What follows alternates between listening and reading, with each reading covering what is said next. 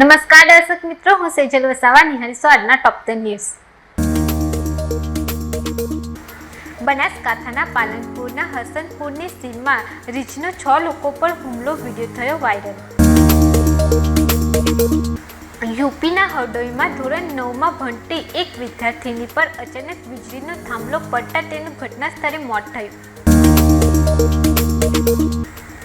ફરીદાબાદની ખાનગી શાળામાં શિક્ષિકાની હત્યા સંબંધ તૂટ્યા બાદ યુવકે શાળામાં ઘૂસીને છરીથી કર્યો હુમલો.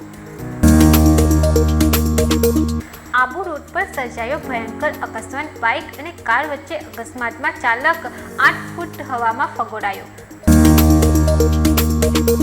વડોદરામાં બનિયન ટ્રી આકારમાં બની રહેલું બુલેટ ટ્રેન સ્ટેશન શહેરની શાન વધારશે. 1.77 લાખ સ્ક્વેર ફૂટમાં ફેલાયેલા આ અત્યાધુનિક સ્ટેશનમાં ટાપુ આકારના 2 પ્લેટફોર્મ અને 4 ટ્રેક હશે. સુરતના ગોડાદરામાં પાલિકાની બેદરકારીએ લીધે યુવકનો જીવ. તંત્રએ ખોદેલા ખાડામાં પટકાતા યુવકનું ઘટના સ્થળે જ કરુણ મોત થયું. નર્મદા મૈયા બ્રિજ પર મોપેડ સવાર યુવક ઓવરટેક કરવા જતાં સ્ટીયરિંગ પરનો કાબુ ગુમાવતા મોપેડ ડિવાઈડર સાથે ભટકાતા મોપેડ સવાર યુવકને મોઢાના ભાગે ગંભીર ઈજા થઈ. આગામી 7 દિવસ ભારે વરસાદનો કહેર. યુપી, બિહાર સહિત અનેક રાજ્યોમાં એલર્ટ. સુરેન્દ્રનગર જયંતિ તારકા ધામમાં પૂજારી અને પત્નીની લાશ મળી પડતી છત પર લટકતો હતો અને પત્નીનો તળિયે લોહીલુહાન મૃતદેહ મળ્યો હતો.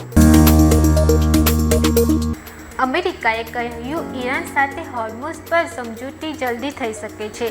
પરમાણુ કાર્યક્રમ ખતમ કરવાનો છેલ્લું લક્ષ્ય. ઈરાન ઓમાનની હોર્મુઝના નવા રસ્તા પર વાતચીત. આ સાથે ટોપ 10 સમાપ્ત થાય છે. નવા સમાચાર સાથે ફરી મળીશું. ત્યાં સુધી જોતા રહો સત્યા ટીવી ન્યૂઝ. નમસ્કાર.